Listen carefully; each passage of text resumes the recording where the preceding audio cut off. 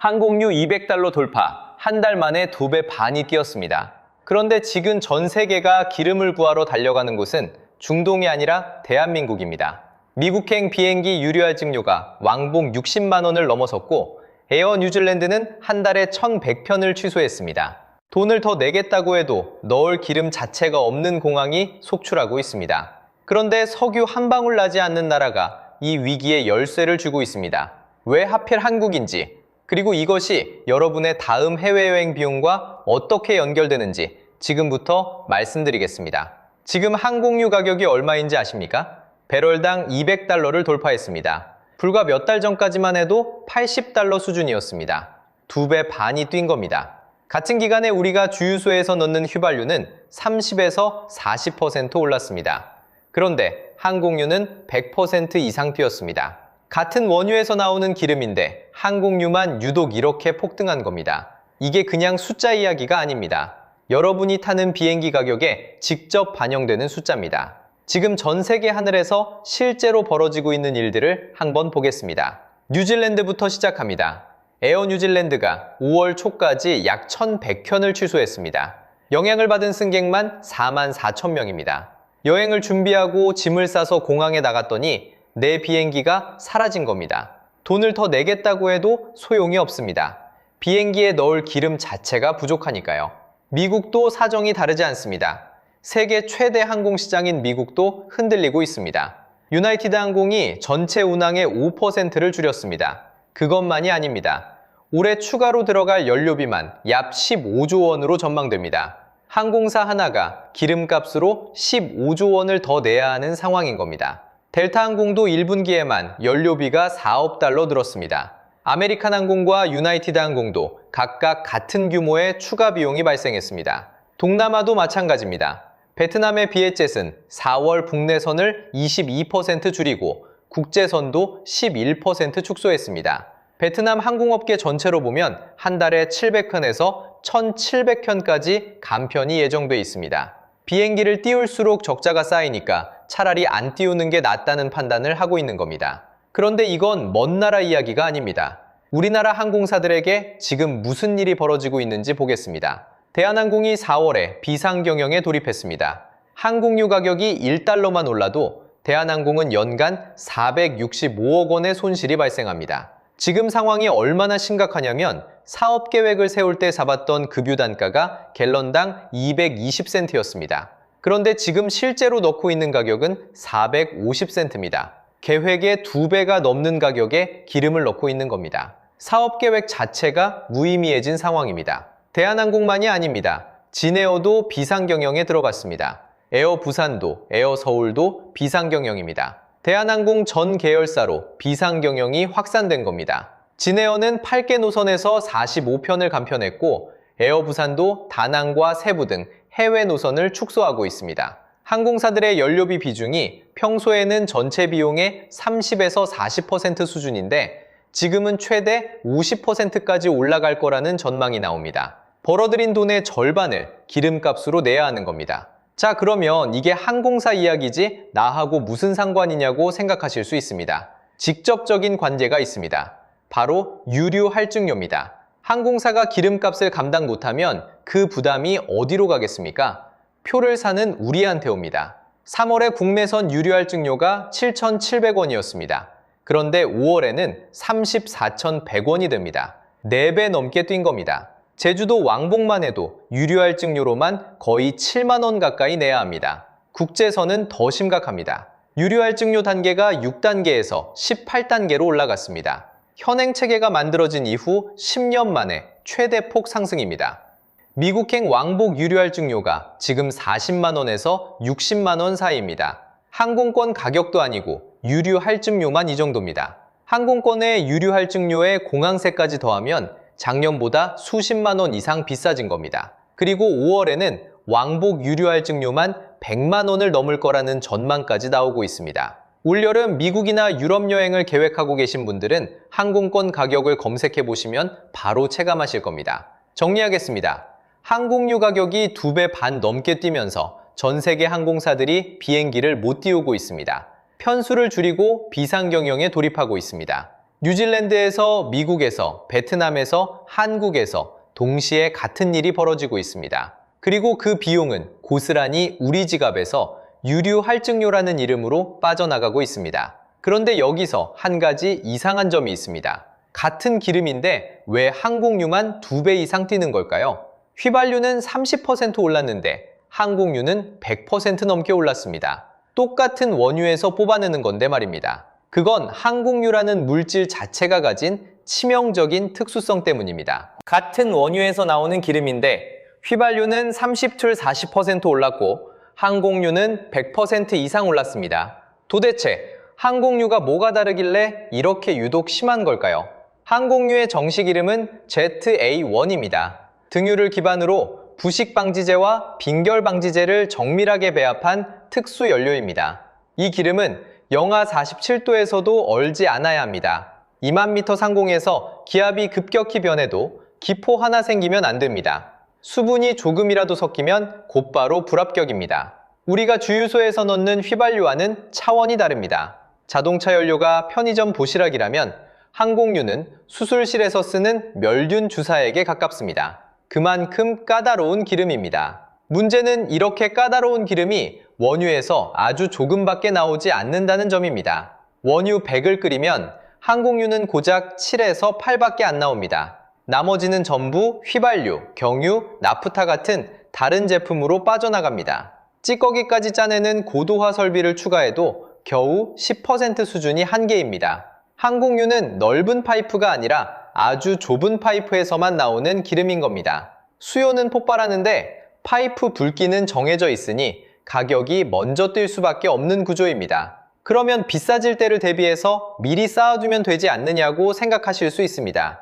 여기서 항공유의 두 번째 약점이 드러납니다. 항공유는 신선식품에 가깝습니다. 오래 저장하면 곰팡이가 피고 박테리아가 번식합니다. 수분이 조금이라도 들어가면 바로 못 쓰게 됩니다. 냉동고에 쌓아둘 수가 없는 기름인 겁니다. 저장하려면 미생물 오염을 막는 별도의 특수 탱크가 필요하고 관리 비용도 만만치 않습니다. 그래서 대부분의 나라에서 휘발유나 경유는 넉넉히 비축해두면서도 항공유만큼은 훨씬 적은 양만 보관하고 있습니다. 가격이 뛰어도 창고에서 꺼내 쓸 물량이 없다는 뜻입니다. 수율도 낮고 비축도 어렵습니다. 여기까지만 해도 충분히 힘든 상황인데 공급 경로마저 막혀버렸습니다. 중동기름이 세계로 빠져나가는 유일한 출구인 호르무즈 해협이 봉쇄되면서 물동량이 80%나 줄었습니다. 유조선 운임은 3배로 뛰었습니다. 심장으로 가는 대동맥을 누군가 집게로 꽉 쥐어버린 겁니다. 설령 기름을 구했다 해도 실어나를 비용 자체가 폭등한 상황입니다. 여기에 항로 우회까지 겹쳤습니다. 러시아와 이란 상공이 비행 금지 구역으로 묶이면서 전 세계 항공사들이 돌아서 날아야 합니다. 도쿄에서 헬싱키까지 원래 9시간이면 갈 수 있었는데 지금은 12시간이 걸립니다. 3시간을 더 날아야 하니 그만큼 연료를 더 태워야 합니다. 항공유 소비가 구조적으로 늘어난 겁니다. 게다가 각국 군용기는 가격에 상관없이 연료를 먼저 확보합니다. 군이 가져간 만큼 민간 항공사가 쓸 수 있는 양은 더 줄어듭니다. 그런데 이 난리통에서 재밌는 점이 있습니다. 전 세계가 기름을 구하러 달려가는 곳이 산유국이 아닙니다. 왜 산유국으로 안 가느냐? 산유국들이 먼저 문을 걸어 잠갔기 때문입니다. 중국마저 항공유 수출을 전면 중단했습니다. 2026년 3월 초 중국 정부는 휘발유와 경유는 물론 항공유까지 정제 석유 제품 수출을 통째로 막아버렸습니다. 세계 최대 원유 수입국이자 정제대국 중 하나가 자기 물량부터 챙기겠다고 선언한 겁니다. 이제 세계에서 항공유를 구할 수 있는 곳이 하나둘씩 사라지고 있습니다. 정리하면 이렇습니다. 항공유는 원유에서 고작 7~8%밖에 안 나옵니다. 오래 저장하면 미생물이 번식해서 비축도 어렵습니다. 공급 경로인 호르무즈 해협은 막혀있고 우회 항로 때문에 수요는 오히려 늘었습니다. 주요 수출국들은 자국 물량부터 확보하려고 수출을 끊고 있습니다. 만들기도 어렵고 쌓아두기도 어렵고 사올 곳도 없는 삼중 함정에 빠진 겁니다. 그런데 이 아수라장에서 모두의 예상을 뒤집는 나라가 있습니다. 석유가 한 방울도 나지 않는 나라입니다. 석유가 한 방울도 나지 않는 나라, 대한민국입니다. 그런데 지금 미국이 쓰는 항공유의 71%가 이 나라에서 옵니다. 71%라는 숫자가 어떤 의미인지 한번 생각해 보겠습니다. 세계 최강대국이 하늘에 띄우는 비행기에 들어가는 기름 10통 중에서 7통이 한국에서 건너간 겁니다. 미국이 직접 만들어 쓰는 건 3통도 안 됩니다. 숫자를 좀 더 보겠습니다. 2022년 기준으로 한국의 항공유 수출량은 1,080만 톤입니다. 세계 시장 점유율 29%로 당당한 세계 1위입니다. 전 세계에서 거래되는 항공유 3통 중 1통이 한국에서 나온다는 뜻입니다. 2위와의 격차가 벌어질 대로 벌어져서 사실상 독보적인 위치에 있습니다. 2024년에는 석유 제품 수출이 479억 달러에 달했는데 이 중에서 항공유 비중이 18.1%를 차지했습니다. 사우디아라비아나 러시아처럼 땅에서 기름이 솟구치는 나라도 아닌데 석유 제품을 정제해서 팔아 수십조 원을 벌고 있는 겁니다. 특히 미국 서부로 가면 의존도가 더 극단적입니다. 캘리포니아를 포함한 미국 서부 지역의 항공유 수입 중 85%가 한국산입니다. 캘리포니아 하늘을 나는 비행기 10대 중 8대 이상이 한국에서 건너온 기름으로 날고 있다는 뜻입니다. 그런데 미국이 자기네 정유소를 놔두고 왜 굳이 태평양을 건너 한국에서 기름을 사오는 걸까요? 이건 정말 이상한 일입니다. 미국은 세계 최대 산유국입니다. 텍사스에서만 하루에 수백만 배럴의 기름이 쏟아져 나옵니다. 그런데도 태평양 건너편 한국에서 항공유를 사옵니다. 답은 100년 된 법 하나에 있습니다. 존스법이라고 불리는 1920년 상선법입니다. 이 법은 미국 항구와 항구 사이에서 화물을 옮기려면 반드시 미국에서 건조하고 미국인이 소유하고 미국인 선원이 운항하는 배만 쓸 수 있도록 정하고 있습니다. 일종의 자국 해운업 보호법인데 문제는 정작 미국의 조선업 세계 점유율이 0.1%에 불과하다는 겁니다. 배를 만드는 나라가 아닌데 자국배만 써야 하니 유조선 자체가 턱없이 부족합니다. 미국 안에서 기름을 실어 나르는 비용이 천문학적으로 비싸질 수밖에 없는 구조입니다. 여기에 지리적 장벽까지 겹칩니다. 미국 최대 산유 지역인 텍사스에서 캘리포니아까지 기름을 보내려면 로키 산맥을 넘어야 합니다. 그런데 이 거대한 산맥 때문에 파이프라인 자체가 존재하지 않습니다. 캘리포니아는 에너지 측면에서 섬이나 다름없습니다. 동쪽은 로키 산맥이 맞고 서쪽은 태평양권입니다. 유일한 보급선이 바다를 건너오는 유조선인데 그 유조선이 한국에서 출발합니다. 캘리포니아는 여기에 스스로 자충수까지 뒀습니다. 필립스 66 윌밍턴 정유소가 문을 닫았고 발레로 베니시아 정유소도 폐쇄됐습니다. 이 지역의 정제 능력이 18%나 줄어든 겁니다. 왜 이렇게 됐을까요? 캘리포니아가 2035년까지 휘발유차 판매를 금지하겠다는 강력한 환경 규제를 내세우니 정유회사 입장에서는 수십 년 뒤 문 닫을 공장에 돈을 쏟아부을 이유가 없어진 겁니다. 결과적으로 텍사스에 있는 기름을 캘리포니아로 보내는 것보다 한국에서 태평양을 건너 보내는 게 물류비 면에서 훨씬 저렴합니다. 여기서 한 가지 더 놀라운 사실이 있습니다. 캘리포니아에는 트래비스 공군기지가 있습니다. 미군 최대 군사 항공화물 터미널입니다. 이 기지조차 한국산 항공유에 의존하고 있습니다. 미국의 군사작전에 쓰이는 군용기까지 한국이 만든 항공유로 하늘을 날고 있다는 뜻입니다. 안보의 핵심 인프라가 한국에 연결되어 있는 겁니다. 그렇다면 한국은 어떻게 이런 위치에 올라설 수 있었을까요? 비결은 하루아침에 만들어진 게 아닙니다. 반세기에 걸쳐 쌓아 올린 정유 기술에 있습니다. 한국의 정제 능력은 세계 5위입니다. 그런데 단일 공장 기준으로 보면 순위가 더 높습니다. SK에너지 울산 공장은 하루 84만 배럴을 처리하는 세계 2위 규모입니다. GS칼텍스 여수 공장이 세계 4위이고 S오일이 세계 5위입니다. 세계 5위 안에 드는 정유 공장 3개가 한반도라는 작은 땅덩어리 안에 모여 있는 겁니다. 중동에는 기름이 있고 미국에는 기술이 있다고들 하는데 한국에는 그 기름을 비행기에 넣을 수 있는 형태로 바꾸는 능력이 있는 겁니다. 한국 정유사들이 진짜 특별한 건 다루는 원유의 종류입니다. 중동에서 나오는 중진류라고 불리는 기름이 있습니다. 황합량이 높아서 처리하기 까다로운 저급 원유입니다. 값이 싼 대신 제대로 정제하려면 고도의 기술이 필요합니다. 다른 나라 정유소들은 이걸 꺼립니다. 설비가 따라주질 않기 때문입니다. 한국은 이 중진류를 찌꺼기까지 남김없이 짜내는 고도화 설비에 수십 년간 집중 투자했습니다. 감압 잔사유를 분해하는 설비와 수소를 이용해 황을 제거하는 장치, 그리고 유동층 접촉 분해 설비까지 세계 최고 밀도로 갖추고 있습니다.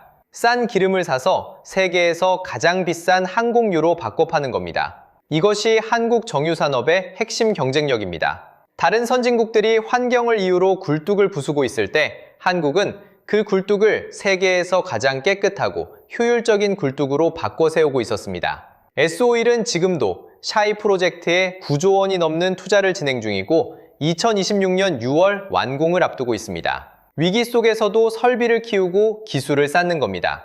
다른 나라들이 멈추거나 뒷걸음질 칠 때 한국은 앞으로 나아가고 있었습니다. 그런데 한국에 매달리는 나라가 미국 하나만이 아닙니다. 지금 전 세계 곳곳에서 같은 일이 벌어지고 있습니다. 일본을 보겠습니다. 일본은 원유 수입의 95.9%를 중동에 의존하고 있습니다. 호르무즈 해협이 막히자 기름이 곧바로 끊겼습니다. 일본 주요 공항에서는 한국 항공사 측에 급유가 어려울 수 있다는 공식 통보까지 보냈습니다. 남의 나라에서 온 손님, 비행기에 넣어줄 기름조차 모자란다는 뜻입니다. 중동의 거의 모든 기름을 의존하고 있었으니 호르무즈가 막히는 순간 속수무책이 된 겁니다. 호주는 더 심각합니다. 자원 대국이라고 불리는 나라입니다. 그런데 10년 전만 해도 정유 공장이 7개였는데 지금은 단 2개만 남아 있습니다. 나머지 5개를 다 폐쇄해버린 겁니다. 정제연료의 90% 이상을 해외에서 사와야 하는 나라가 됐습니다. 유조선 6척의 운항이 취소되자 항공편 축소와 주유소 품절 사태가 동시에 터졌습니다. 선진국이라고 불리는 호주의 주유소에서 기름이 바닥난 겁니다. 베트남도 같은 처지입니다. 항공유의 75%에서 80%를 수입에 의존하고 있었는데 주요 공급처인 중국과 태국이 수출을 동시에 끊어버렸습니다. 비에젯은 전체 운항의 18%를 줄여야 했습니다. 항공유를 구하지 못해 멀쩡한 비행기를 활주로에 세워둘 수밖에 없는 상황에 몰린 겁니다. 정리해보겠습니다. 일본도 호주도 베트남도 기름이 없어서 비행기를 못 띄우고 있을 때 한국은 기름을 만들어서 세계에 팔고 있습니다. 한국이 수도꼭지를 살짝만 잠가도 미국 서부의 비행기가 멈추고 일본 공항의 활주로가 텅 비고 호주 주유소의 기름이 마릅니다. 석유 한 방울 나지 않는 나라가 세계 하늘에 열쇠를 쥐고 있는 겁니다. 그런데 이 놀라운 지위가 영원할까요? 한국도 한 가지 치명적인 약점이 있습니다. 지금 한국의 정유산업은 황금알을 낳는 거위입니다. 전 세계가 기름을 구하러 줄을 서고 있고 한국은 그 줄의 맨 앞에 서서 열쇠를 쥐고 있습니다. 그런데 이 거위가 먹는 사료를 한번 들여다봐야 합니다. 사료가 끊기면 황금알도 끝이거든요. 한국이 수입하는 원유의 약 70%는 중동에서 옵니다. 호르무즈 해협을 통과해서 들어오는 기름입니다. 그런데 지금 그 해협이 막혀 있습니다. 4월 기준으로 한국이 확보한 원유는 평시의 60%에 불과합니다. 평소 8천만 배럴을 들여오던 나라가 5천만 배럴밖에 확보하지 못한 겁니다. 그러면 다른 데서 사오면 되지 않느냐고 생각하실 수 있습니다. 가장 먼저 떠오르는 대안이 미국입니다. 실제로 GS-칼텍스는 미국산 원유 400만 배럴을 긴급으로 확보했습니다. 하지만 여기에는 두 가지 문제가 있습니다. 첫째로 미국에서 한국까지 배로 실어오는 데만 50일이 걸립니다. 지금 당장 기름이 필요한데 거의 2달을 기다려야 하는 겁니다. 둘째로 한국 정유소는 중동산 중진류에 맞춰 설계되어 있습니다. 미국산 경진류를 넣으면 효율이 떨어집니다. 축구화를 신고 농구를 하는 것과 비슷합니다. 할 수는 있지만 제 실력이 나오지 않습니다. 그래서 비축류가 중요합니다. 한국의 석유 비축량은 IEA 기준으로 208일치입니다.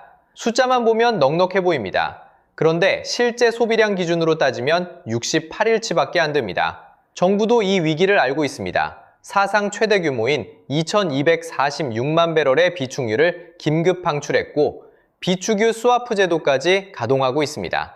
5월분 원유는 평시의 70%인 6천만 배럴을 확보했습니다. 중동 산유국 6개국이 한국의 원유를 최우선으로 공급하겠다고 선언하기도 했습니다. 다행히 정부와 정유사들이 발빠르게 움직이고 있습니다. 하지만 정유소 원유 재고가 빠르면 4월 중순에 바닥을 드러낼 수 있다는 전망이 나옵니다. 가동률이 70%까지 떨어질 수 있다는 우려도 있습니다. IATA는 호르무즈 해협이 다시 열리더라도 항공유 공급이 정상화되려면 수개월이 걸릴 것이라고 경고했습니다. 단기적으로는 이 고비를 넘기는 것이 급합니다. 그런데 한국 정유산업 앞에는 단기 위기보다 더 무서운 장기 위험이 하나 더 있습니다. SAF라는 겁니다. 폐식용유나 농작물 쓰레기로 만드는 친환경 항공유입니다. 아직 생소하게 느껴지실 수 있지만 이미 전 세계는 이 연료로의 전환을 시작했습니다. EU는 올해부터 항공유의 SAF를 2% 이상 섞도록 의무화했습니다. 2050년까지 그 비율을 70%로 끌어올릴 계획입니다. 미국은 더 과감합니다. 2050년까지 항공유를 100% SAF로 대체하겠다는 목표를 세웠습니다. 일본도 2030년까지 국제선 연료의 10%를 SAF로 채우겠다고 선언했습니다. 지금 전 세계에 SAF를 만드는 공장이 몇 개인지 아십니까? 323개입니다. 미국의 100개, 캐나다의 27개, 프랑스의 19개, 중국의 13개, 일본에도 12개가 있습니다. 한국에는 몇 개가 있을까요? 0개입니다. 단 한 개도 없습니다. 세계 항공유 시장의 29%를 쥐고 있는 나라에 미래 항공유를 만드는 공장이 하나도 없는 겁니다. 물론 국내 정유 4개사가 2030년까지 약 6조 원을 투자해서 SAF 전용 시설을 짓겠다는 계획을 발표했습니다. 하지만 계획은 계획이고 설비는 아직 없습니다. 다른 나라들이 이미 공장을 돌리고 있는데 한국은 아직 삽도 뜨지 못한 상태입니다. 만약 이대로 늑장을 부리면 어떻게 될까요? 전 세계 항공사들이 SAF 비율을 높여야 할 때 한국에서 만든 기름을 안 사겠다고 돌아설 수 있습니다. 50년간 쌓아온 항공유 왕좌가 미래 연료를 준비하지 않았다는 이유 하나로 흔들릴 수 있는 겁니다. 한국은 50년에 걸쳐 쌓아올린 정유 기술로 지금 세계의 하늘을 쥐고 있습니다. 석유 한 방울 나지 않는 나라가 이만큼 해냈다는 건 정말 대단한 일입니다. 하지만 원유라는 원재료의 공급이 흔들리고 있고 SAF라는 미래 연료로의 전환에서는 뒤처져 있습니다. 이 두 가지 시험대를 어떻게 넘느냐에 따라 한국 정유산업은 새로운 도약을 맞을 수도 있고 지금의 자리를 내줄 수도 있습니다. 지금 이 순간의 선택에 달려 있습니다. 항공유 위기의 구조적 원인과 한국의 역할을 아는 것만으로도 여러분의 투자와 여행 계획에 큰 차이를 만들 수 있습니다. 이 영상이 도움이 되셨다면 구독과 좋아요 부탁드립니다.